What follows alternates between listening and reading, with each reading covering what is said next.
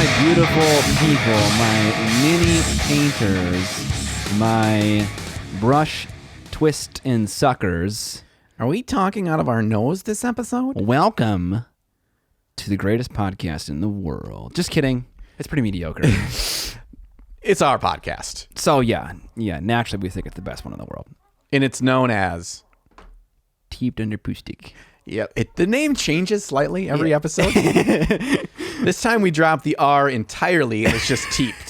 Teeped. Under Plurstic. Under Pustik. We threw the R in the second word. Yeah. Plurstic. We like to trade letters between words. Yeah. It's a higher level of consciousness. It's like a letter economy almost. Yeah. Their currency isn't dollars, it's letters. Yeah, they change hands back and forth, and that's a symbol of good trickle-down economics. Yeah. They'll have no taxes at the borders, because like it'd be like taking half letters, and then it wouldn't be teeped under Purstic. It'd be like, what's half R sound like? This is a dumb conversation. All right, on to the Preamble Ramble, which is apparently everyone's favorite part of the episode. What's wrong with you people? Don't worry, we're not talking about poop. I had John clip all the poop things. Okay, we're getting completely off of that topic. I'm sure Darren Latham is upset with me right now. As is half of our audience. Right. They're like, oh no, not the poop stuff. But not the dude that went off in the comments about he's unsubscribing because we talked about poop. Is that what he said? Yeah. Oh, he had to, okay. he had to give a long essay. You haven't seen enough episodes. That's a staple. Anyways, today John is here. It's about 8 p.m., which is a not normal time for us to be recording the podcast. John, why are you here in my house at 8 p.m.? Yeah, because this is the after hours, the happy hour edition. We don't have any booze, but I mean, we do. We don't have it in front of us. A happy hour edition of Trapped Under Plastic, because I have been here for 11 hours at this point. Since 9 a.m. It's 9 a.m. I got here, and we have been working, and this isn't an exaggeration, basically nonstop. Yeah. Other than eating tendies and me coughing. We took a literal 30-minute break, if that, to eat tendies, and then we took another probably 45-minute break to eat pizza.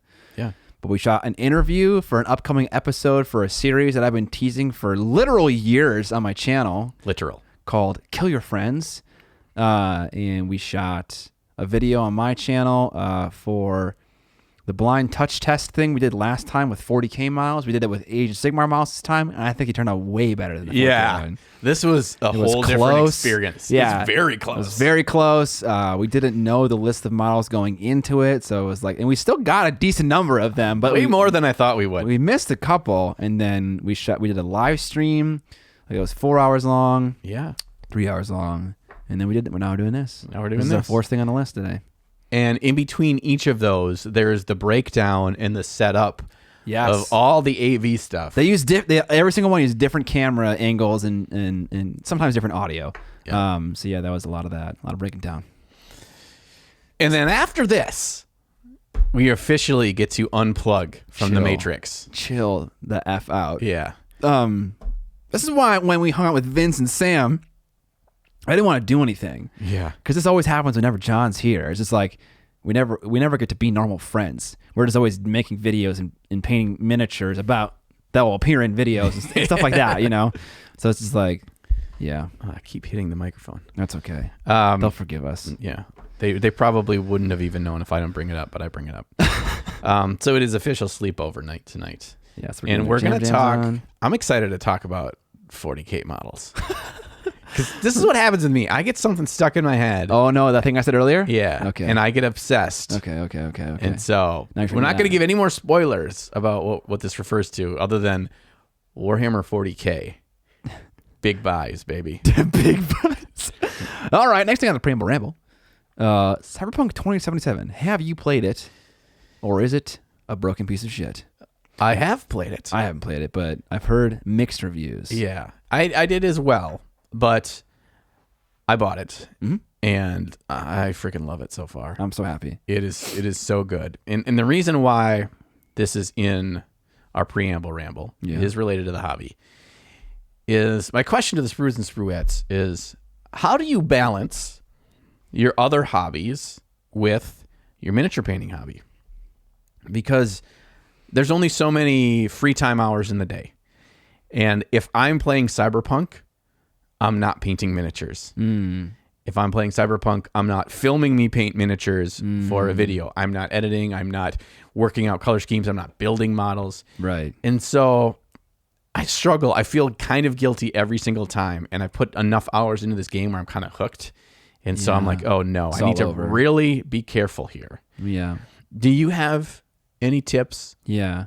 Step one, there are a few people that would say that video games are not a hobby. Namely, my wife. Yeah, mine as well. That's two people. That is a waste of your life, I think would be the words used to describe it. I think it's all about scheduling, okay? I work on miniature stuff from 5 to 4 air day. And then after that, I can do whatever I want. I can watch TV shows. I can eat snacks. I can play video games. I can paint more if I want to. Speaking of, I'll talk about it later. That. It's about time management. So it's like it doesn't matter what I get done in the hours I have allotted for painting and editing videos. As long as I spend that time painting and editing videos, then I can reward myself with some Cyberpunk. Yeah, I like that.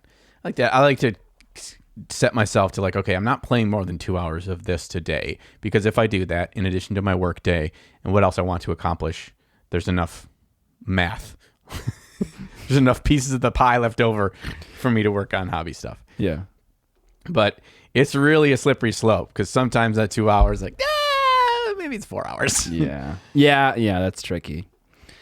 I get that. So I guess I'm curious if anybody else out there in the comments below, or if you're a patron, you can shoot us a note on the Patreon about any advice you'd have about things that you do to try to keep your hobbies or pastimes or whatever in balance. We can call them gaming is a hobby, okay? Yeah.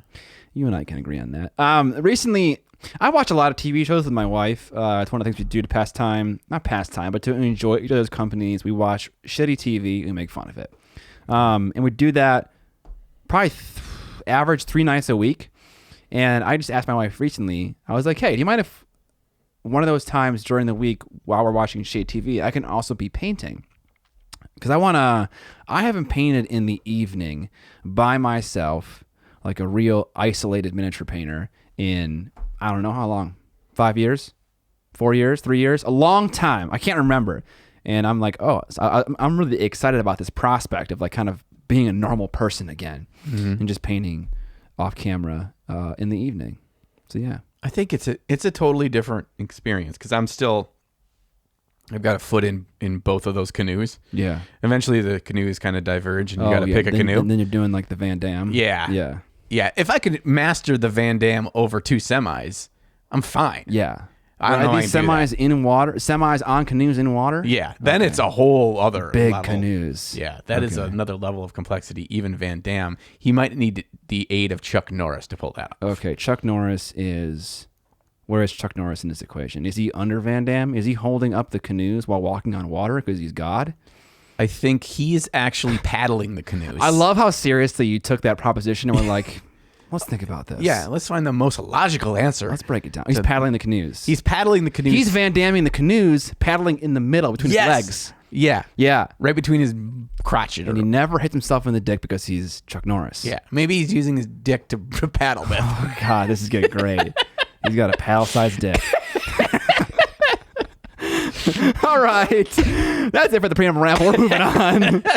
What we have painted, John, is finger painting monkeys. Finger paint your monkey. Yeah, I mean, I thought about this. The catalyst for me finger painting a model Sounds so sexual. came from Roman Lapat. Yeah. I often finger paint my model while watching Roman Lapat. Were you? That's kinky. And I was like, not even understanding the full concept behind why he did it or how he did it. I'm like, joy. I'm just going to go into this completely without expectation or without presumption or without clothes. You're just doing it naked. You're like, what if I start to paint myself? And then you're just like 3 hours later, your wife comes downstairs and it's just like you're just like shivering in the corner, like covered in fucking Nocturne paint. It spoke to me. Smeagol, dude, you got some dirty loincloth on. Okay, anyways, go on. We're off the rails right now. Oh man, yeah, this is what tarped under plastic after dark is all about. We don't even know. You don't even know. And it was great. It was allowed you to take a 30,000-foot view of what miniature painting is and what matters. And to me, what mattered was light placement, color placement, and just not worrying about the details. Nice. Too often, I find that very early on, or even from the very beginning of painting a model, I'm like at tense level of precision or trying to do things perfectly. Yeah. And this, to me, the biggest takeaway was that it proved to me that you don't have to do that for the first 75% of the model for the final product to still look good. Yeah. And so that's a cool discovery. Yeah, so I have a video on that. I also started painting this on stream today. Let me see this. Kingdom Death model, the new one. Echoes of Death 3, the monk chick. One Punch Man? Yeah, it kind of looks like that. One Punch Woman? No. So it just started with the zenithal of from like a burgundy color up to a pale flesh over the whole model from the direction of the various light sources. And then I put contrast over everything. Now I'm starting to go back in to get details, and then we'll work in the ambient light sources to kind of bring all the colors back up. It's working. And fold it in. Yeah, the skin makes me worried. The problem with contrast paint over things like her thigh is you cannot get a smooth coat because it doesn't fully like just smooth over everything. There's little bits of inconsistencies of how it kind of creates a coat. It's over like bumpy or textured surfaces like that. It's great. It's just like trying to paint like a whole armor panel of a rhino with contrast with a brush. It just wouldn't work. Yeah. So I had some inconsistencies on some of the flat portions of her skin, but going back over with highlights with the brush work, I'm going to build that back up all the way over the cross, the whole model. Who knows when I'll finish that. I like the blue on the underside of the leg that then turns into the yellow bandaging, and you got this green mid-tone because yellow and blue make green. Yeah. After I did all the zenithal priming, I took an indigo ink and I shot it really very little in the areas where there was no directional light would hit, where we'd have kind of maximum shadows, because there's basically 3 light sources just on the model itself. And so tried to get more of that in there. I would have liked to have more of that for more drama. There's not as much as I would have liked, but okay, maybe on the underside of the neck area right here. Yeah, that would have been perfect. Yeah, that's what you have there is cool, and you painted it for what, 3 hours? You really painted it probably like 2 hours. Yeah. Okay. Cool. I like it. What'd you paint, Scotty? I painted 3 Tyranids. I painted 1 Tyranid. 3 times? No, just 1. And my buddies who were here with me this weekend painted the other 2. And I painted a vampire's leg. Let's take a look at this vampire leg. So yeah, the nid was for a video. The subject is I'm teaching 2 noobs how to paint miniatures from start to finish. So everything, the assembly, the clipping and cleaning, the gap filling, the priming, the base coating, highlighting, basing, everything. We go through every single step. I give them a brief description of the step, and then they ask me whatever questions occur to them, because sometimes it's hard to know what questions a beginner might ask. Right. And they were over here, and they were interested in doing the hobby. So yeah. Did they watch you paint each step before they tried it, or they just listened and then did it simultaneously with you? Yeah, so the video is edited to make it look like it's happening simultaneously, but it is not. I demoed the most important steps, which were the applying a base coat, doing the primer, applying the initial highlights to the carapace armor, and doing the edge highlights on the claws. So like the critical steps, the ones they were most afraid of messing up, they watched and then they did. Cool. I think that's a great way to learn. Yeah. I'm sure it was a lot less daunting, and they would leave in theory, if they enjoyed the process, which they're more set up to do so by going through the first one with you that way, that they're leaving with the hunger. The hunger. Oh yeah, they got the hunger. Flesh. Yeah, we have a virtual hobby night set up this coming Monday. And like they were at Hobby Lobby today, sending me questions like, what primer should I get? Like, what paint should I get? And like all these questions. So that they're freaking amped. And I gave I have a Warcry box with the unmade in it. I have no plans for it, so I gave them that box, and they're assembling that and working on that. Cool.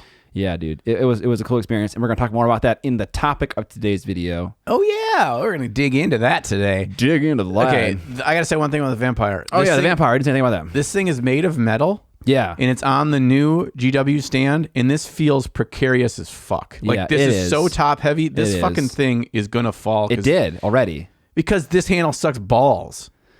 I mean, I don't think it's any better than this. TBH. I'm talking about John's. Oh, yeah, definitely not. Especially with that going on. No, I think something about the sheer height. That makes it worse. Right, that makes it worse. Dude, stick a weight down there, though. This thing is rock solid. Yeah, right. I could just throw a bunch of lead. Did it come hollowed out? It's a candle holder from Hobby Lobby. Yeah, you can buy a 6-pack of candle holders at Hobby Lobby for $3. Not a bad idea. Yeah, it already fell over, and this base size is strange. It's too big for the bottom one, but also too small, really, for the top one. So it is kind of loose. It is loosey goosey. Pops right out, and also the model is just like really. It's the old. Not old, but one of the older vampire lords who is like part bat, part human. He's got a 6 sword. He's a human. He's got a 6 sword with both a guard and a basket because he really cares about his hands. Yeah, those things. He must be a miniature painter. He does not want those things getting messed up in battle. Yeah. I did TMM on the leg, but instead of using black for the shadows, I painted it like NMM with TMM paints. And I used basically the bright silver as a max highlight, and then the mid-tone down to a shadow was red down to dark red into black eventually. Some areas it works, some areas it doesn't work. I was kind of experimenting with a lot of stuff, so. Yeah. Very cool. Thank you. Very cool indeed. Very cool. John, one of my biggest gripes about 3D printing is that sometimes a lot of the models have awesome designs. I just don't want to print it because I'm lazy. I want the freaking model, or at least the choice, maybe a model or to print it. You know what I mean? Yeah, I kind of feel like you're setting me up for something here, and there's going to be a perfect solution here. That's right, John. It turns out you're much smarter than you look. Broken Anvil is very excited to announce their upcoming Kickstarter called Dungeon Delvers. This Kickstarter campaign will consist of the best of both worlds. STLs for printing these glorious minis at home, pre-supported by 3D Printing Pro, the one, the only, and physical cast miniatures made right here in the US by their team of resin wizards. All minis in this range are 32mm scale for use in your favorite tabletop RPG or wargame. Buggy Wugs, Fungonites, Dark Dwarves, Mousefolk, Monsters of the Deep. You really got to love these trademark dodging names, right? I want to know what a Boggy Wog is, honestly. And some fun terrain. And they all come standard in the all-in pack, or you can choose the Warband model kit that you like the best. They will have a lot of fun stretch goals, like an awesome wood dragon or a troll that comes complete with his own bridge to sit under. The campaign has a lot of awesome add-ons and extras slated for the entire length of the campaign. You can find it linked in the video description. A big thank you to Chris over at Broken Anvil Miniatures and all of the rest of their model making marauders. Thanks for supporting Trapped Under Plastic. Back to the episode. All right, so John has given this episode a working title of Gorging Yourself on Miniatures. And this is kind of a different topic than what we normally do. So I'm probably going to be doing most of the chatting in this episode, and John's going to be reacting to what's going on. Because recently I had a miniature hobby-filled weekend. Both the hobby and the gaming side. Literally, we're doing it nonstop. We played maybe Dota for like 2 hours. Otherwise, we were eating or hobbying.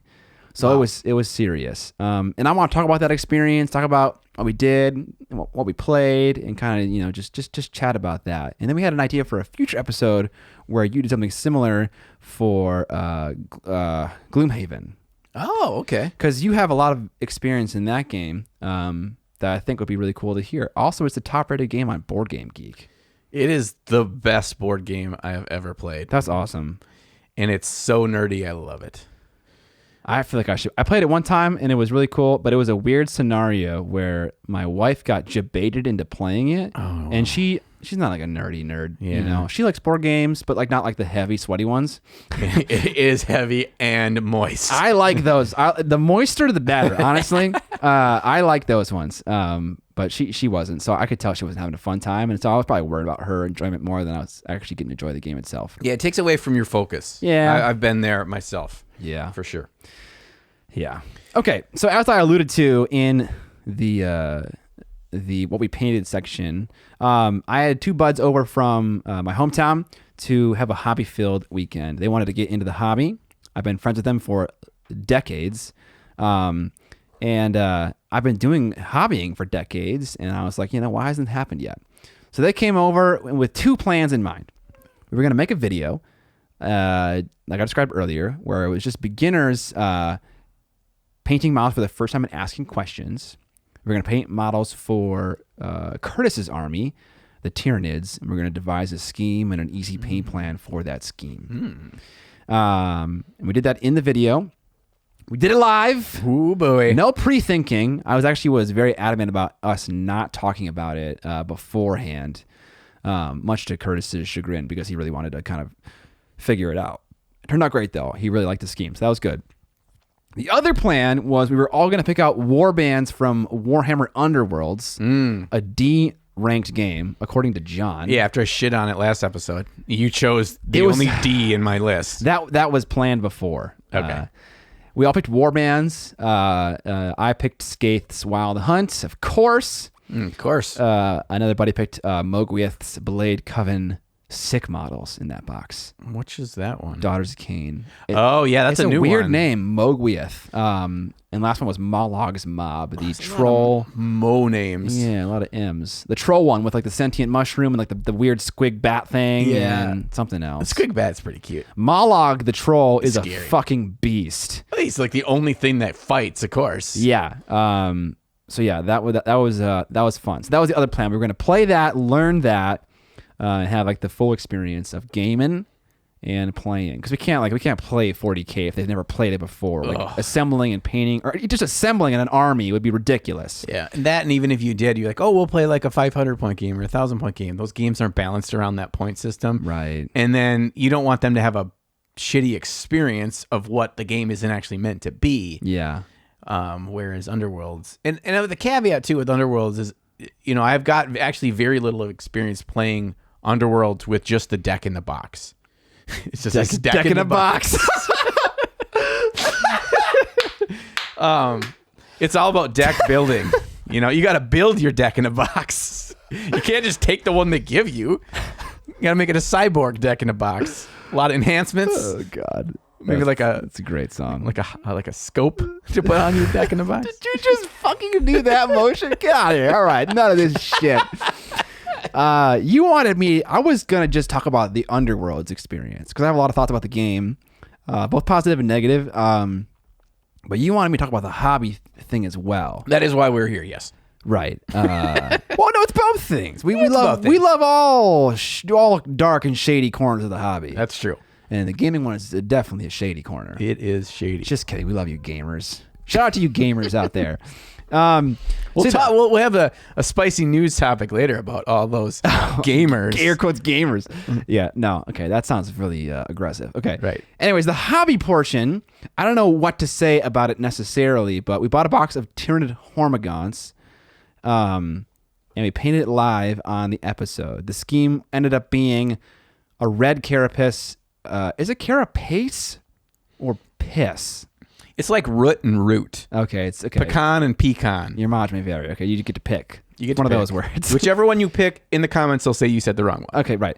I'll say carapace because I don't like saying piss repeatedly. We did a red carapace that went into orange highlights because Curtis liked both red and orange. We did a very pale pinky flesh tone with like obsidian black claws that were edge highlighted with a green, as were the eyes. And that was the scheme.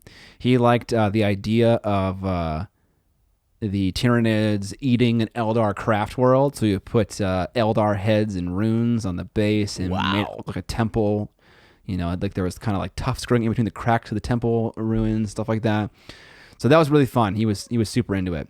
And one of my other friends who was there, Nick, he enjoyed it so much that one night while me and Curtis were playing Underworlds, he was just sitting here and painting one of the dudes from the Unmade Warband. He painted for 4 hours by himself.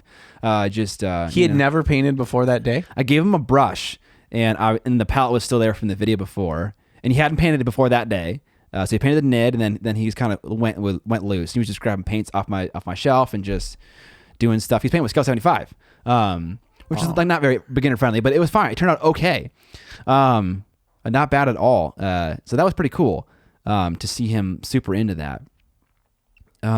Is there anything you want to know about like the hobby portion? I want to talk about it a little bit. I have some questions, about it, baby. Okay, so the biggest question I have, and maybe this is revealed in the video, but I want to ask it anyway. That's fine. How much of the excitement or their takeaway from a positive standpoint, how much joy, maybe that's the word I'm looking for. Yeah. How much additional joy did you bring to their first painted model experience opposed to them watching videos on YouTube and picking up that first model and just painting it themselves? Do you think that changed at all the potential trajectory of them jumping into the hobby deeper? Interesting. I would say yes, and not because I'm like an amazing person to paint with, but because these guys are my friends. They've been my friends for, like I said, decades. And so it's like, that just makes the experience better, just cuz. Yeah. You know what I'm saying? I don't know if it's going to change the trajectory in the hobby for them. That was a really interesting question. It's kind of like, I'm thinking of like a catapult. It's like if the projectile leaves at a different point, it's going to end up traveling further. You know what I'm saying? So yeah, I don't know. There is an interview sequence in the video, and the answers are kind of like sprinkled throughout the hobbying process, where I first talk about what their experience is in the hobby, or rather I ask them the questions and they answer. And then at the end, I ask about their experience and if they're interested in pursuing the hobby further, and like, do you feel capable in being able to take on like different models by yourself now? And they both were like, yes, absolutely. So I don't know whether or not that's true. They both felt confident to be able to tackle stuff in the future. Now, I will say this. I did have a pretty heavy involvement in coming up with the scheme, which I believe is one of the harder parts of painting models for a lot of people. Yeah. I have a video about coming up with the scheme, but honestly, there really isn't a science to me coming up with a scheme. I'm like running through the Rolodex of options in my head, and as soon as I hit a strawberry on the slot machine, then it locks off. It's like you have all these options. If you pick one, then a tree of options appears from that one option, and you narrow down like a million different ones. You pick another one, it gets even narrower. And so it's like, if someone gives me a direction, like Curtis said, I like red and orange, I'm like, boom, I got 10 options here for you. Yeah. So I will say that I helped a lot with that part, and that part would probably be difficult for beginner painters in the future. And I don't know how well I equipped them to be able to make those kinds of decisions. What if we made an app that was that decision tree, where you just started with, you could scroll through every possible dark green, mid-tone green, olive green, whatever, and you pick one, and then here's all your options we're going to give you for choice 2 and then choice 3. What I bet people would love that. Oh my God, yeah, that's the kind of thing that promises so much and like delivers on half of that promise. But the thing is, it's not even about it making this amazing 3 colors that there's no way otherwise you could have ever thought of. It's not about that. It's about giving you just enough confidence that you're not stuck with that roadblock in front of you of, yeah, but do I do the purple? Do I not do the purple? Well, these were my choices, and any of these choices are good. And so these are the 3 colors that I ended up picking. And if I'm happy with those 3 together, I can just start. you take that hurdle off of your back of each one of those decisions was solely on you, and you screwed it up, and so your whole army's ruined. You've wasted hundreds of hours and thousands of dollars. That's it weighs on your shoulders. Yeah, but that's not a real fear. You know it isn't. You paint one model, and you're like, I don't like this. I'm going to pivot, you know? Yeah, I guess, but I still think at some point you have to have that commitment. And so you're like, I want to get it right the first time. So I can move forward to actually move to paint the full army. I get it. I can't do that 7 times and keep redoing it because I'm just going to get so frustrated. I'm just going to stop. The problem is variability in what people buy. But I thought of an idea. Say you have to say, I want this color and I want to cover this percentage of the model. And then from then on out, then other recommendations can be made. Because I think it really comes down to that. You can make a scheme that's red and green, and it looks very different if it's 50-50 versus 95-5. It looks way different. Yeah. So, yeah, if they put in like a percentage, you could probably be like, okay, try these 10 colors at this percent. And then like you basically get to a point where you have 4 colors at 100%. And then even though you're at 100%, you could probably recommend other like tones to use for like belts and shit like that.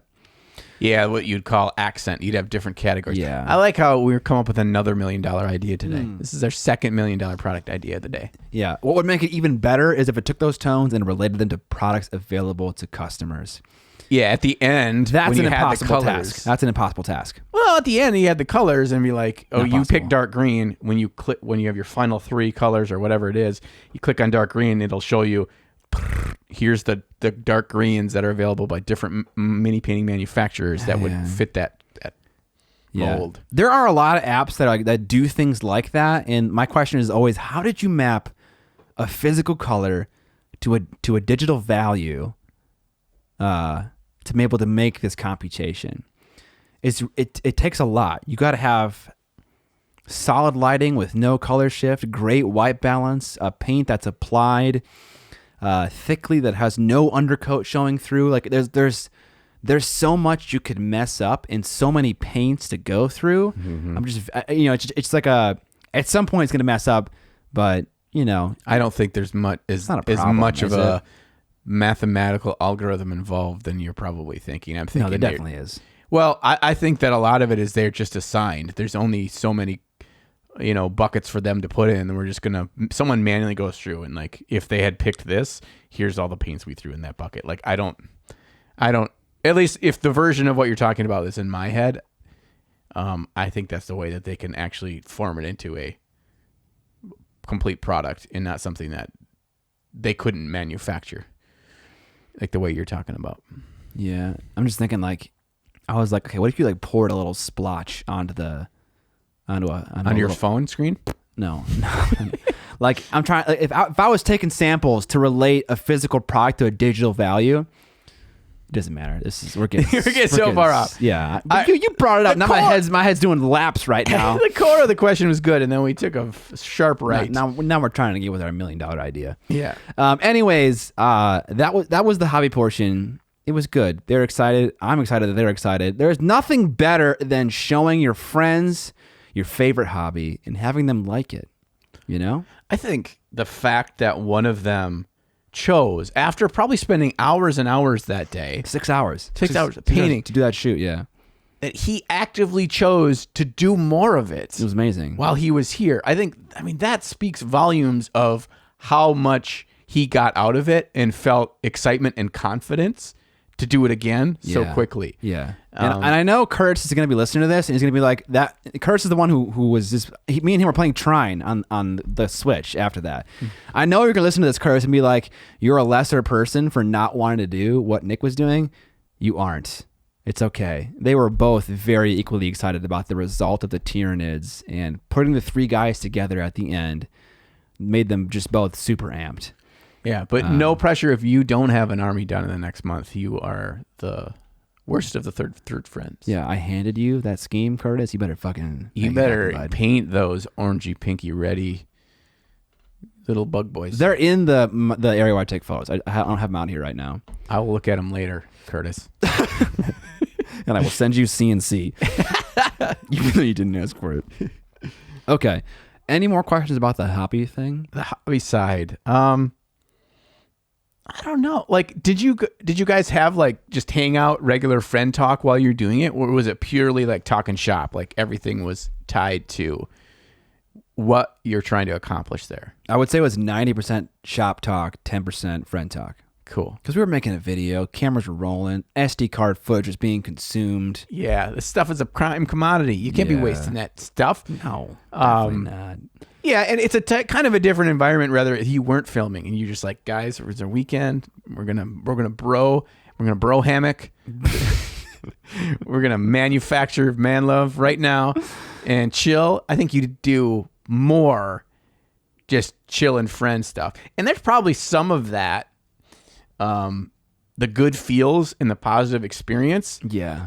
It didn't matter what you were doing. Yeah, probably not. They had fun because all three of you guys were together. I don't know, because like gaming is fantastic. I love gaming with my buddies, but like in this experience, our time together had like a physical manifestation. They walked away with something that like represented the time together, and that's one of the reasons that this hobby is so great, is that you may play WoW and spend a year and more cultivating a character, but you'll never feel more connected to that character than you do an army that you spent hundreds of hours painting. Yeah. You know what I mean? It's like a physical thing. Yeah, like you great. can't like just do a, like cash out button on your WoW account and then they send you the physical versions of all the things you spent all those hours doing. That'd be sick. Yeah. Get like a little statuette of your character. Yeah, bronze statue of you at max level with all your pimp ass gear on. Fucking arena gear that you grinded for day and fucking night. Dude, closed circuit to Blizzard, there's $1 billion idea for you, and I'm not even kidding. They could create a product. Leverage that one company that I can't remember the name of right now that has that 3D printable color functionality. 3D print the figures maybe with a color. Is that Hero Forge? That's what it is. Hero Forge, yeah. Yeah, dude. You could make a buttload. Everyone would do that. Wants their thing on the wall. Everyone would do that, yeah. Yep. Damn it. We just made Blizzard $1 billion, but they're not listening. As if they needed it. They're too busy suppressing China. Oh, no. What is it? Is that what they're doing? I can't remember. Oh, I don't know. I'm not in on this inside Blizzard information. It's not very inside. No. It's very out. I'm aware of it because I wore a Warcraft 3 t-shirt in a video while a controversy was happening and people yelled at me. For supporting Warcraft with my fucking 15-year-old t-shirt that I bought when I was a 10-year-old. Like, whatever, dude. Warcraft 3? I mean, yeah, dude. Reign of Chaos. Best RTS ever. Okay. The final comment I have on the hobby side was, I think that there was, even more than your tangible takeaway, I think there was an emotional takeaway that will give them more of a runway to get this thing off the ground and to make it a reality. And I'm not saying it's 100% certainty, but I think when they look back on this weekend, all the good feels and all the good times will have that connection in the model and in the physical act of painting it. And because they have that emotional connection to it, I think that will fuel them to want to tap into that feeling of nostalgia or feeling of connection to that initial experience with painting.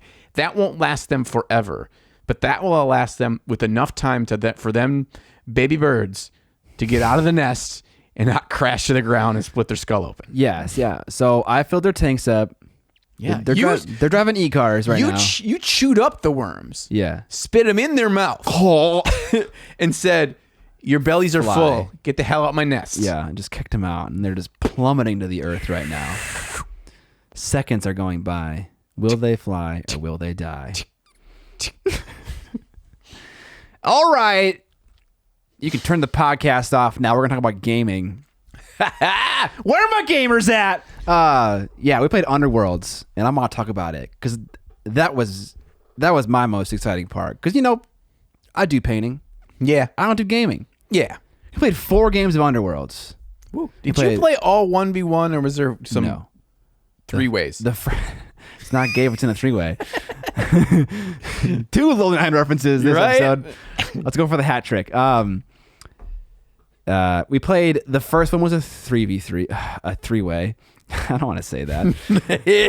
The next two were 1v1s. I 1v1'd Nick, and then I 1v1'd Curtis. And then the last one was another free-for-all with 3 players. I lost every single one other than the last 3-way.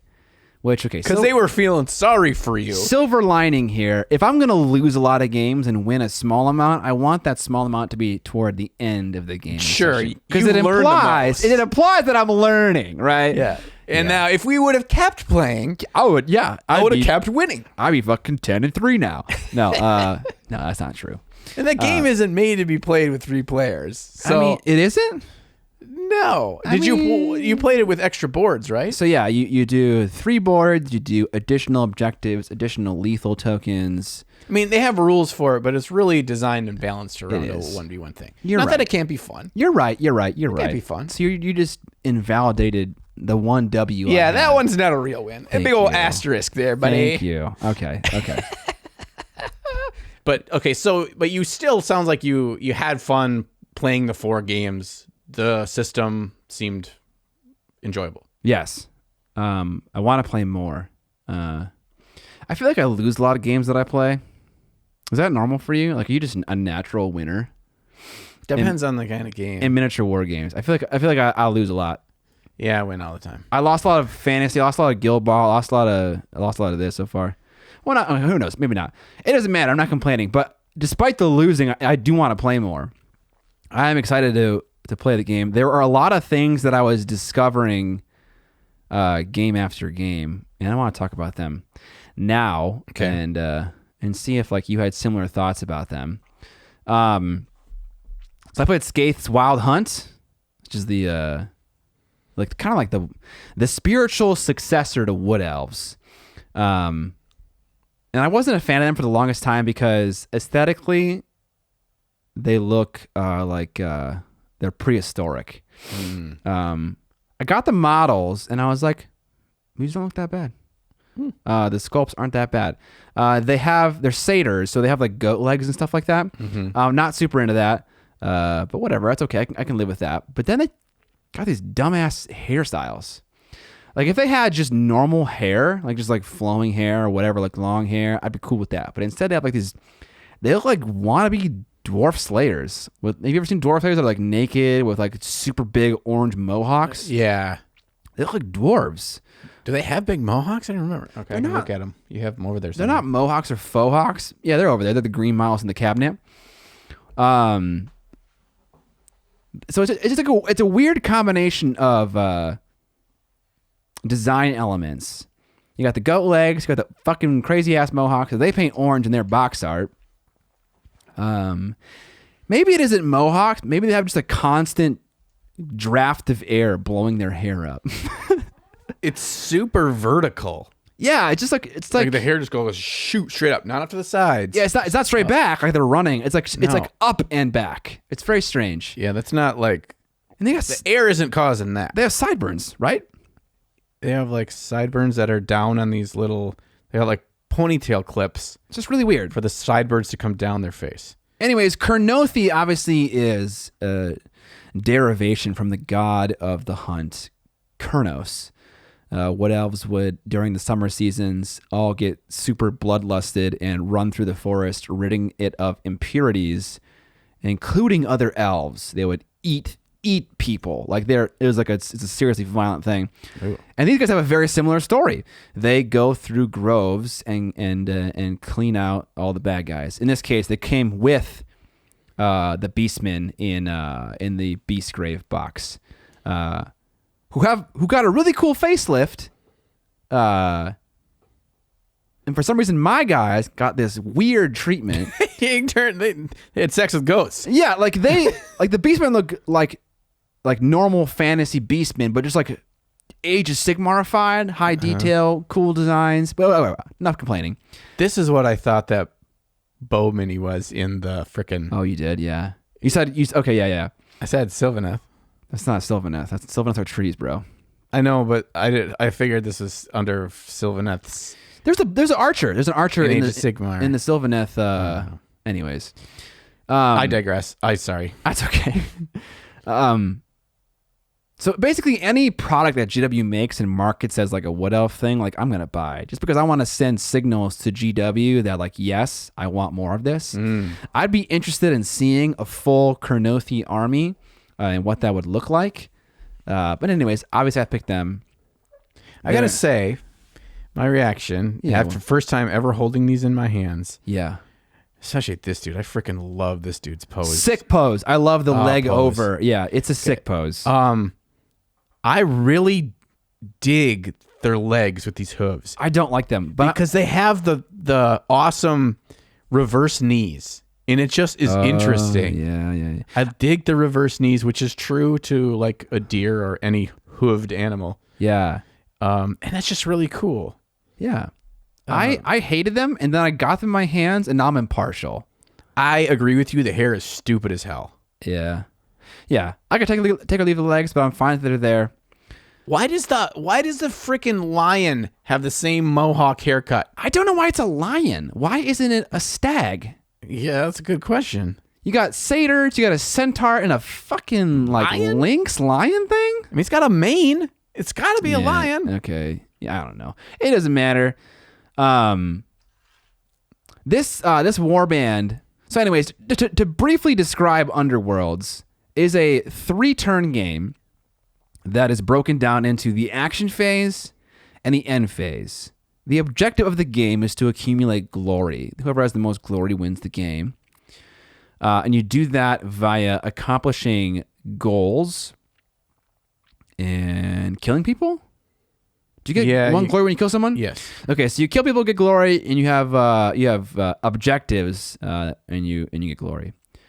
You have 2 decks. You have the power deck and the objective deck. The objective deck is where you have your objectives to score glory, and your power deck gives you all kinds of extra powers. Both decks are decks that you can make, so there's a deck building component to this game. The deck building component is the strategy, really. Yeah, right, because each warband is static.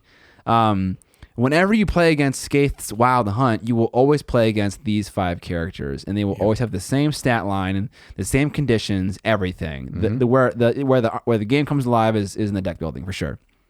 So like I said, there's 3 turns. Each turn is a power step, and then an action phase and an end phase. After every single player's action phase, whenever I activate one player, there's a power step where you get to play power cards, and power cards let you do fun things like move one player 1 hex, or score something, or fucking swap positions with your character and another person's character.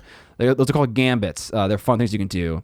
And there's items you can give your characters to kind of upgrade their profiles, get them more options, things like that. That's the game in a nutshell.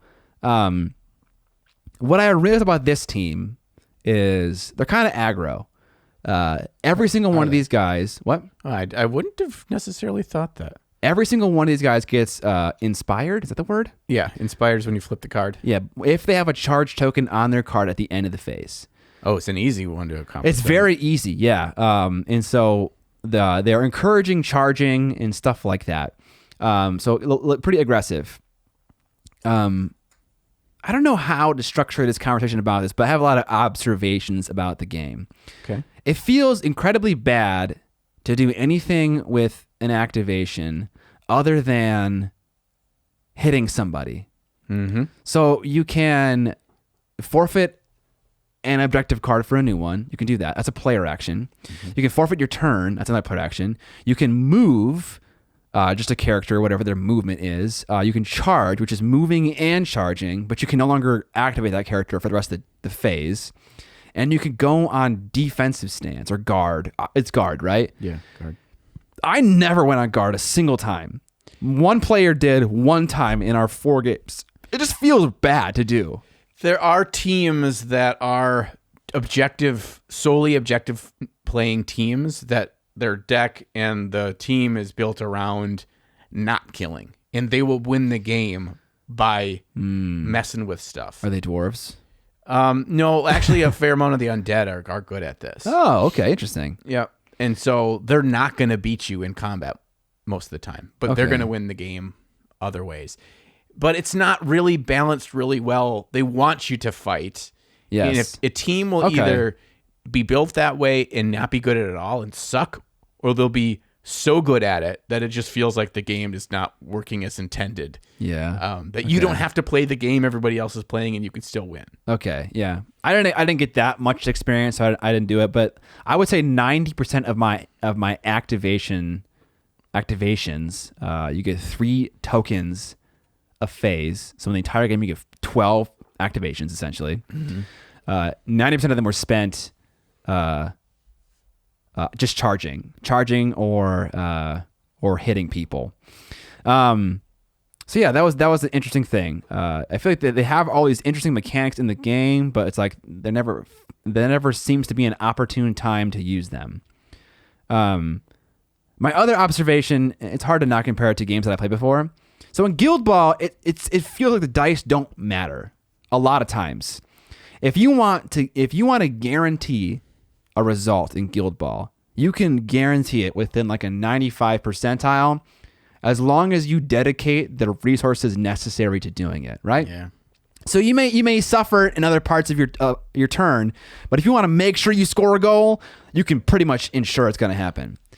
So my guys have an interesting like 1-2 punch where this horn boy, he's a wizard, he can spend a turn doing a player action, not a player action, like an action on his card where he blows the horn. Okay. And then the next attack that you do, you can reroll any number of dice. That's nice. So it's cool, yeah. So I would spend 2 turns setting up for a kill. I'd run the lion in to be next to a target, which gives you additional bonuses in combat. I'd blow the horn, and then I would run in with Skaith, who's pretty capable in combat, to get a kill. I'd spend essentially 25% of the activations of my entire game to try to kill somebody. And it doesn't work. It doesn't work. Yeah. And it was so frustrating. And so, but I realized that's part of this game. And it's because of how the dice are set up. Yeah. Right? So in this game, they have a 6-sided die that has an exclamation on it. To crit. 2 hammers, 1 cross swords, 1 circle with 1 half moon, and 1 circle with 2 half moons. Those are all the icons. Crits always succeed. They're called critical successes. And if you have one of those and your opponent has none, you win no matter what. Yeah. Okay? So if I roll up with this guy and I roll 3 hammers, which is a pretty decent roll, it feels bad to re-roll any of them to go for that 1 in 6 chance of getting a crit, so I stay with the hammers.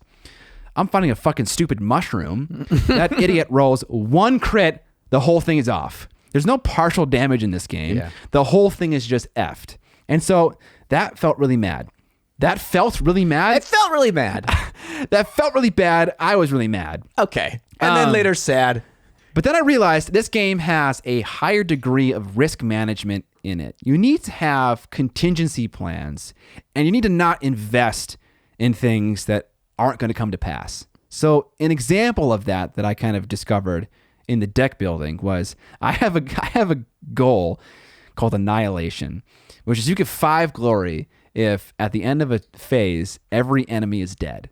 It's called Win More. Yeah. So you probably won the game anyway, dipshit game. Yeah. So there's that. But the other thing is that card is really only useful if you draw it in the 3rd phase. Yep. Otherwise, it's wasting one of the 3 objective cards in your hand for a certain portion of the game. You draw it at the beginning, that's even worse, right? So not only did I never kill every single person in the game, but it would never happen to the first 2 turns. So an example of risk management or reducing risk was I took that 5 glory and I chucked it and I put in a 1 glory, stand on an objective and get a point. Yep. Just easy shit to do. And when I started thinking like that, I started doing things differently. Maybe I wouldn't run my links up to set up for the fight. I would just blow the horn and then charge and throw Skaith's javelin. And maybe it wouldn't work. Maybe it would work sometimes. It seems like the success rate was affected a very little amount, and I was investing less of my precious activation tokens in that success. So that was one thing I discovered, and I'm curious if you felt the same way, that there is a higher degree of risk management in this game because of the way the dice work. Yeah, well, the other issue, I agree with you. The issue with it is there's a finite number of activations, and sometimes even with risk management, if something didn't pay off the way you needed to, there's not enough activations left in the game for you to really make up for that. It's a small amount. 4 feels it feels like a small amount. I don't know. Yeah. Yep. And the thing with the game that excited me and I really think has potential was also the thing that eventually burned me out on the game, and that is the deck building side. Yeah. Certain factions, just their faction cards, so they're the only ones that get to use them, are some factions they're amazing. Some factions they're terrible. So the ones that are amazing, they automatically get a 3 jump start to having a deck that's awesome because they already have some ones that nobody else can take. And then you have this big pool of general cards.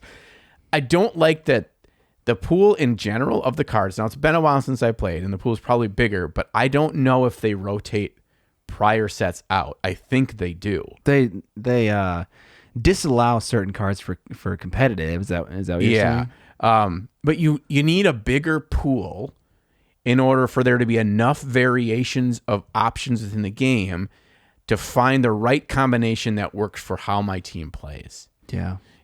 Because you didn't go, you went against the troll, but I want to talk about that too. But if you were to go against the group of the orcs, like the Iron Jaws, dude, there's 4 of them and it's hitting a brick wall against all of them. And by the way, they turn around and are as strong as your strongest guy.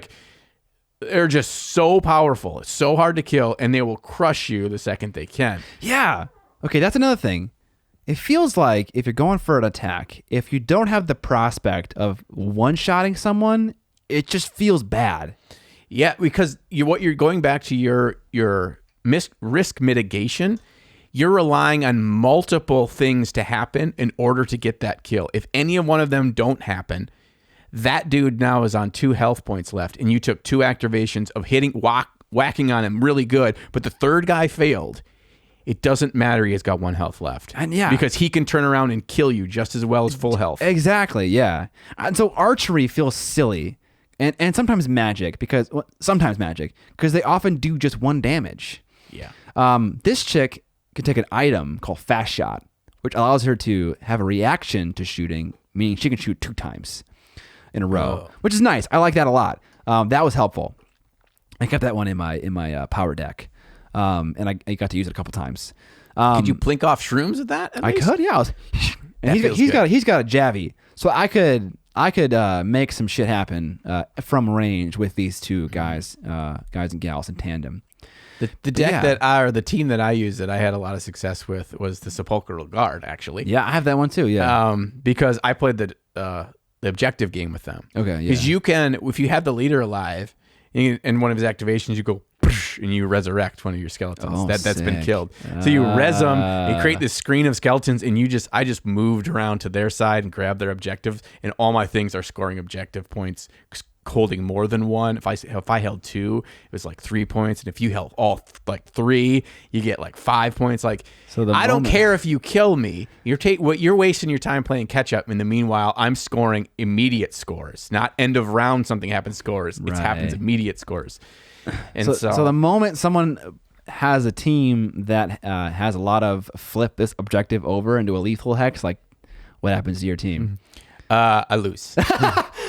I noticed that was like a strategy. It was to flip objectives to make them lethals. Yeah, and that in season 1, Underworlds, Shadespire, I don't think there was any cards that did that. Yeah. I could be wrong. Yeah, so we got Shadespire, Nightfall, Beastgrave, and now Dire Chasm in season 4. And this leads me to my other point about this game.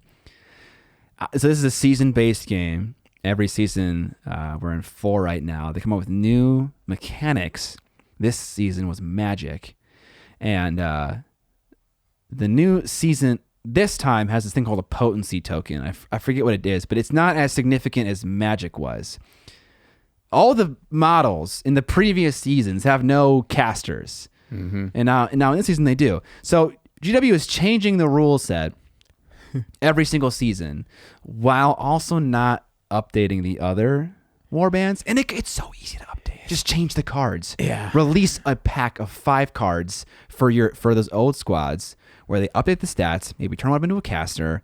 It's so easy. It's a super easy fix. Well, it's power creep because they're adding new things, and new things give you more options. New things are better things. Right. And the old ones don't have those new things. Right. And then the environment and how the game is played changes because of new things and makes the old ones more and more obsolete. They're just not veiling at all that this is about making you continue to buy, really. I mean, if you want to keep playing, and the models are cool. It's $35 a box. It's not super expensive, but quite frankly, after you play it, if you want to keep playing, what's the first thing you want to do? Get more cards. Oh, right. Yeah. How do you get more cards, Scott? You got to buy the boxes. You have to buy the boxes with the models. You cannot just buy the cards. Yeah, that's a little shitty. That's stupid. Yeah, not gonna lie, that's a little shitty. So that's my thing. They advertise this game as like the most competitive game, I guess, at least available in the fantasy market for their products. Have you seen it? Have you seen it? Am I lying right now about that? I thought it was advertised as that. Maybe it's not. I don't know. I mean, they've supported it and backed it from the way they go about stuff like seasons and that kind of stuff. That's the same method that you go for a competitive style game. So okay. I think it's safe to say that that's the approach they've taken with it. Yeah. It's such an easy thing to make the old squads viable. They've set it up in a way which makes them easy to update. And you can sell more stuff, GW. Make a little card pack for Molog's Mob that came out in Nightfall, and give them a little bit of a boost because the new seasons coming out maybe have a little bit more options, you know. So I appreciate that it was set up that way so that it's easier to update and keep balanced. One thing I'm complaining a lot, but I did really enjoy the game. One thing I really liked was how I played against 1v1s against both my friends, and one thing I really liked was how different it was to play against Moguieth's Blade Coven versus Molog's Mob. Molog's Mob was like, you are either killing the troll T1 or you are playing Runaway the rest of the game. Because that guy, Nick, who was playing it, stacked buffs on it, made him a fucking monster. And basically he was killing someone once a turn. It didn't matter. Someone was going to die. And so that was an interesting thing. I was playing Runaway. I was like trying to like get things, kill mushrooms and little guys while capturing objectives and running away. That was fun. The Blade Coven was different. And it was just cool how, maybe this isn't a great thing to praise. It's just cool how each squad had a different play style, had to be dealt with differently. It made me feel like the game had a nice depth to it. I was learning things about how tile placement is important. My friends recognized immediately that having a narrow playing field was worse for me. It gave me less options. It meant that whenever I invested a model with a charge, all of the other models were closer by, so they could fuck with me. Yeah. So if I ever won the roll-off in the beginning, I'd always choose to go second so I could stack it and make it a wider board. Yeah. Lethal tokens were super interesting as well. I started by putting them in the midfield so I could possibly push people into them, take damage, but I realized that I should put them in the enemy's end zone because I was always ending up over there. Sure. I'm always charging and stuff. So it just felt really good that the more I played, the more I learned about the game, and it has me excited to play some more for sure. I do want to play some more. I don't know when I'll do it, but I'm interested. I'm not opposed to getting back into it. I don't want to get it like competitively. I want to be like, this deck too. Maybe if I have a couple other cards, and I've got my big binder. I should have brought that with. Of all like some of the initial cards and stuff that I'll have, and if there's anything you'd want to look through for your decks and stuff. But sure, yeah. I think by looking at these models and looking at the ones that Dan brought today over, I'm kind of interested in, and I've kind of gotten away because I kind of burnt out on the game. But to just remember how cool the models are in this game, I want to look at them again to just maybe pick some up to paint. Yeah, because they're very, very cool. I ended up with a lot of these. I have the Skelly Boys, which their name Sepulchral Guard. Mm-hmm. I have Mogwith's Blade Coven. I bought them to do conversions for Blood Knights. I also have Zagbag Gits because I bought the one for the thing we did with Sam and Vince. And then I have these guys and gals. So I actually have a decent number of cards to build a deck from. And so I haven't done it yet, but I'm going to look through the Beastgrave half, other half and too. And the other half of the Beastgrave, the Beastman half. There's this tool online. It's underworldsdb, I believe.com. And you can say what decks you have, and you can have it auto magically build you a deck. I don't know what requirements is using, but I did that. It says you can say which ones you own and then what you're building for. In this case, Skates, Wild Hunt, and then you just say go, and then it just gives you all the list. Cool. It's cool. It was cool. But yeah, so I mean, I think that's it. That's my experience playing Underworlds. Was it easy to play? Oh my god! From the beginning, like learn the rules to play the game one time. Did that feel difficult? Yeah. I think it did. I think the first game was a little weird. But like with all games, once you air it out, then it's just like super easy. Yeah. I think the one thing we were kind of confused about and the biggest time sink in the game is that every single activation phase has a power step after it. And in a 3-player game, that gets old really fast. It's like so many powers going off. It's like I have 2 power steps before I get to activate a player again. And when it comes to me, I'm just going to blow a fucking horn. That's all I'm going to do. So it just felt really bad to like... blow my horn, go. Yeah. So yeah, that was it.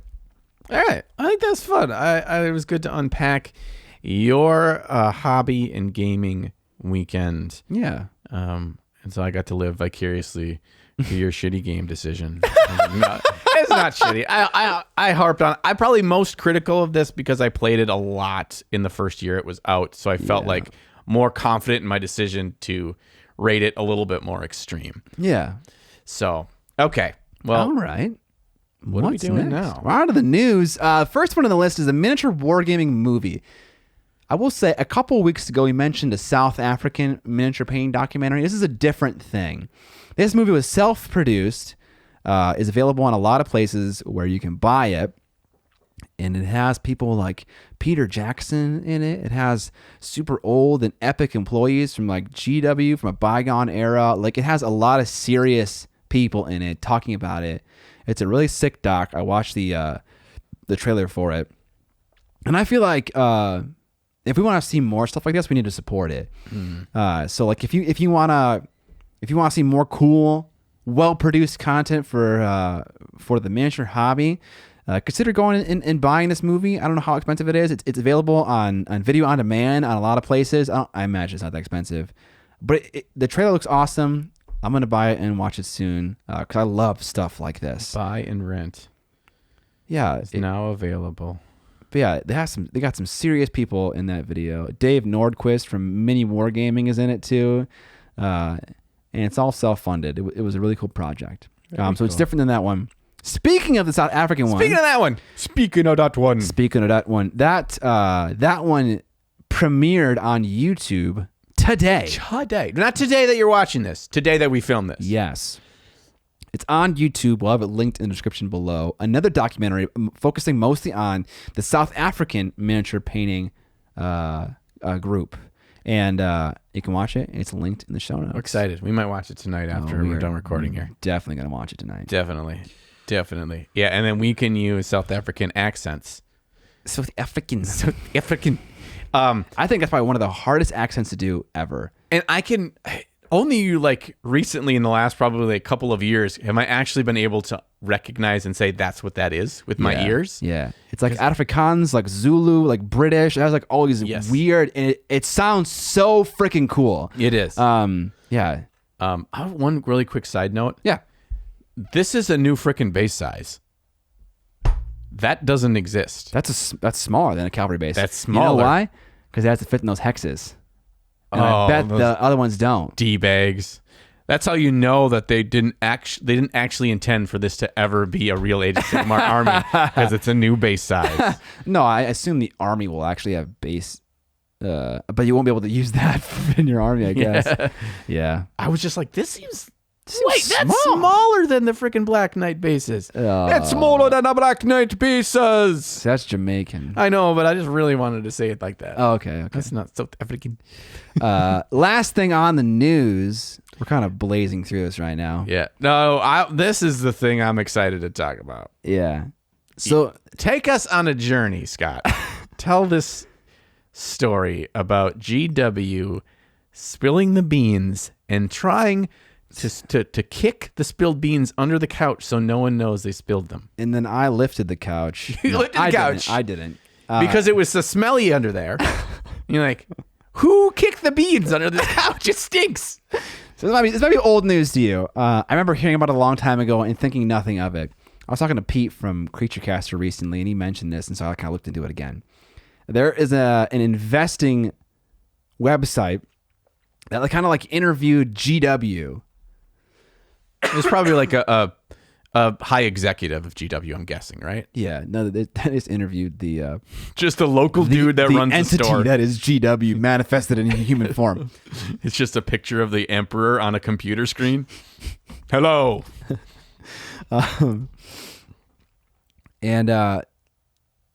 So from an outside perspective, a name like Games Workshop would suggest to you that their primary focus is the game, right? They're into making games. Sure. The focus of games are to be played, right? So a question they had was, why don't you make the gaming experience easier? Why don't you make pre-made, what do they call it? Oh my God. Like whole models like that don't need to be assembled. That like you get in Zombicide, Black Plague. Exactly. That come, air quotes, pre-painted, like whatever. Like each part of the plastic has like color on it. Just like the WizKids minis in the box, in the blind box. Yeah. Kind of like Guild Ball did, right? It started with the pewter, the assembly of the models, the whole hobby. And then later they're like, actually, we're mostly about gamers. Then they released the PVC plastic ones that had no assembly. They had colored plastic. They came with all the cards, all the balls, everything. All the balls. It made it cheaper. Yes, all the balls. The balls of light and normal balls. Get both balls in that sack, buddy. So, and then GW responded was 80% of our clientele are hobbyists. And I was like, they don't play the game. Holy shit. So that's super interesting to me. Yeah, 80%. And what they said, or what they mean by 80% of our clientele is 80% of the money we make comes from people doing this and not playing the games. Only 20% is coming from people who are just playing the games. Yeah, possibly. And I wonder if that's because people who are playing the games are looking to do it maybe in the cheapest way possible, buying eBay stuff, buying things from like web stores that have 30% discounts, buying things in bulk, things like that. Whereas people who are doing the hobby, personally myself, I buy things piecemeal, like one at a time. Mm-hmm. I never paint it. It goes in the closet. I buy something else. Right. So yeah, there's a lot of questions. Like what does that actually mean? What does that mean? Yeah. And so what does it mean to fill gaps, Scott? I'll show you later. Game. So the plot thickens here, and so I was like, okay, what does that mean? Because that's what Pete told me, and I remember this article vaguely. And then he told me, you can't find the article anymore. It's gone. Not just that part of the article. The entire article is gone. And so scrubbed from the internet. I did some digging. Oh, I found a forum post on his forum. Talking about the article and linking it and the website, and sure enough, the article is gone.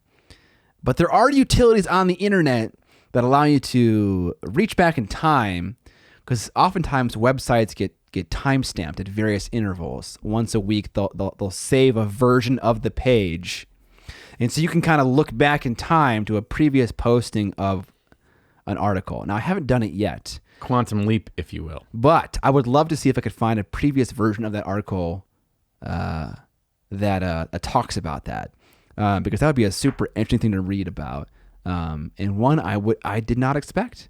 I think if I hadn't read that article, I would have assumed it was 60% gamers, 40% hobbyist painters.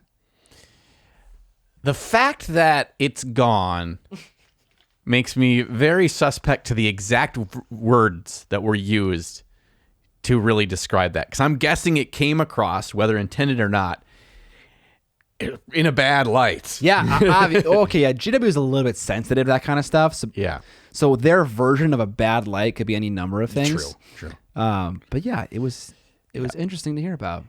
Here's the thing. Here's what my brain goes to immediately. We're going to enter John's wild speculation realm right now. Okay. Here's what I think. When they say only 20% of the people that are our customers are actually playing the game, what do we think? We think, well, that's not me. Oh, wait. If I say, the other way around, only 80% of the people don't play the game, 20% do. Well, I must be in the 20%. You know what? You're probably freaking wrong. You have intentions to play. You say you're going to play. I'm building an army. I want to play. I'm building lists. But you know what? You're not freaking playing the game, bro. How do they even know? Because I bought Underworlds, and I played 4 games this weekend. Am I a painter? Am I a hobbyist? Or am I a player? I don't know how they determine that. How do you know? Yeah. You know? I think the fact is that they probably don't know, but they threw out a number, and that number ended up looking bad when it was written on paper. Possibly, yeah. But I think there's some truth to my statement there. That we may consider ourselves... Like, I've played, 4 games of 40K in my life. Technically, I've played the game. I've got a whole bunch of money and a whole bunch of models, and I just bought the whole box of the Plague Marine, Space Marine Heroes box. Yeah. I'm not a player of that game. Right. I have played a game, but there must be some kind of stipulation of how many games per month would constitute you as a player. And dollars spent divided by games played per month or whatever, they probably can come up with a fairly accurate number. But how do they gather the data of how many games you play? Right, yeah. I don't know. I mean, you can go by events. You can go by, I don't know. That'd be games reported in GW stores and stuff like that. I don't freaking A lot of people play in their basement, too. Yeah. I know a lot of people I do that play a lot of 40K, but they will never play it at a store and they'll never play in a tournament. They have a smaller group of friends. Yeah. And you just play in somebody's basement, and that's how they experience the game. So I would assume a lot of those people are probably off GW's radar. It's possible they have armies. They've been playing with them for a long time. That was probably one of the that was the biggest problem with fantasy, is no one was really encouraged to buy new models. People just kept playing with the same army forever. Yeah, and you don't grow your player base that way. Right, exactly, yeah. And that's, I'm all for giving a company that I enjoy their product, whether it's on the hobby side or on the gaming side or whatever space in between, giving them my money, because that means that that's making them successful and make more things. If I like the things and I would willing to buy them, I want them to make more different things. Right. As much as we shit on Games Workshop makes so much cool crap all the time. Yeah. And I'm more than happy to give them my money because they're going to keep making cool crap that I'm a sucker for. Yeah, dude. Absolutely. Yeah, we just shit on GW because it's punching up, and they can't, I mean, they wouldn't waste their time trying to retaliate. Well, I think a lot of it is too, I mean, to speak for myself, but I think you're probably in a similar boat. You can tell me otherwise. Okay. I really enjoy so much of what Games Workshop does. So it's easy for me to nitpick at the things that aren't great. Define like. I love the quality and the experience of building, painting, and playing with their models. Yeah, it's undeniable that their plastics are incredibly high quality, whether or not you will say that you like the designs and aesthetic they're going for. Mm-hmm. A lot of the things they make, I don't really care for. I don't care to buy. I don't need to buy them. A lot of their game systems are not very attractive to me. They're okay. But they're man, I don't even know what I'm saying right now. I've had more fun playing Gloomhaven than I have had playing every Games Workshop game put together. And I'm not exaggerating. It's that much more fun of a game to me. Now, it's a certain type of game. Yeah. And it's not an apples to apples comparison to a Games Workshop game. Right. But I think Age of Sigmar is a fine game. and it's a fun game in the type of army, cool fantasy models, fighting it on the table. It's a good game. Yeah. So I don't have to love everything about it. I think the fact that they put effort and thought and continue to try to do more things on the hobby side, whether or not you agree with all of them, new paints, new tools, new miniature holder, whatever, the fact that they're kind of creating an environment that there is a consumer base largely built up around their products from the hobby side that give new space in the world for other companies to enter in and fill in those gaps or do what GW does and try to do it better. But you're kind of, I don't mean this in a bad way. You're standing on the shoulders of giants. That if that giant didn't walk through that lake to get to the other side, there's no way you would have been able to cross it. But now that you're there, you have so much more opportunity. This isn't a slight on either side of that coin. Yes. It's that, think about how many small companies, mid-sized companies are making awesome things from the hobby side that are there because of the huge player base and money in the market for this hobby. Right. Trendsetters, man. Yes.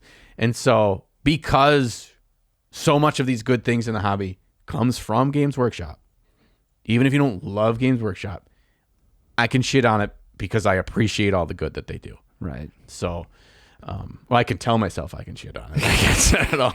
You can agree or disagree with that. All right. That's the news. All right. Welcome to the end of the podcast. Thank you for hanging out and chatting with us. If there is no video for the first half of this podcast, I'm sorry. It's my fault. Scott tripped over the cord. Oh, God. I hate cords. Anyways, if you like this podcast and you want to support it, there are a number of ways that you can do it. Ways to do it without spending money would be to watch our podcast with ads enabled. There are several add-ons on Chrome and Firefox that allow you to whitelist channels. We put ads once every 30 minutes. You can also tell your nerd friends about our podcast to kind of get some more exposure.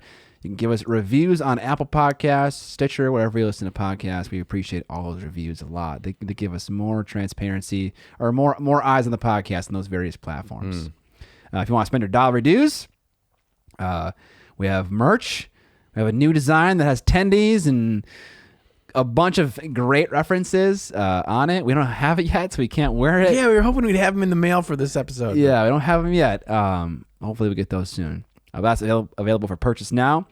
And you can also support us on Patreon. And as a patron of the podcast, you get access to an extended episode where we talk about awesome models that we admire from other people in the community. In the past 2 weeks that we've discovered, we give feedback to one of our patrons. So obviously, as part of the patronage, you get to give us models to give feedback. And you also get to hear in that extended portion about a new thing that we've tried, experimented with in the last 2 weeks. And that amounts to like 20 to 30 extra minutes of content. Yeah. Each time. You sound kind of sleepy for nighttime podcasts. I mean, maybe this will be better than next nighttime podcast where we wouldn't have been working for 10 hours straight prior. Yeah. That's it. I mean, I don't want to beat a dead horse, but yeah. I was up at 5 a.m. today. It's 10 p.m. right now. So this is usually basically like 3 hours past bedtime for you. I'm better than all of you because I woke up early. You know? That's what I hear every time you say that. Whenever someone suffers more, they are the ones that get to brag, right? So if you live in Minnesota, you don't get to complain to us about how cold your winter is unless you're in Winnipeg, okay? Because we got it worse than you. Okay. So it's like, oh man, it's 30 degrees Fahrenheit in San Diego or in San Francisco.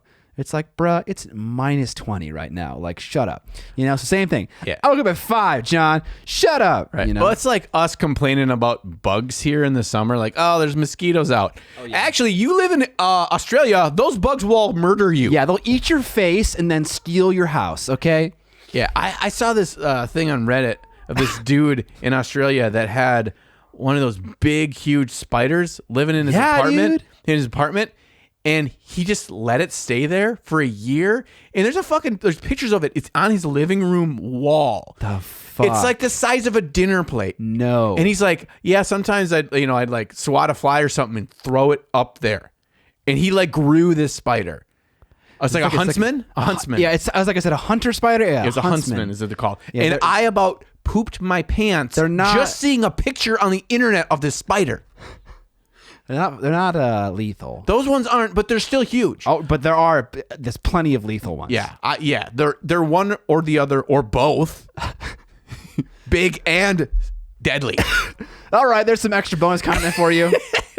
Thanks for listening. We really appreciate it. And we will catch you guys on the Flippity Flop.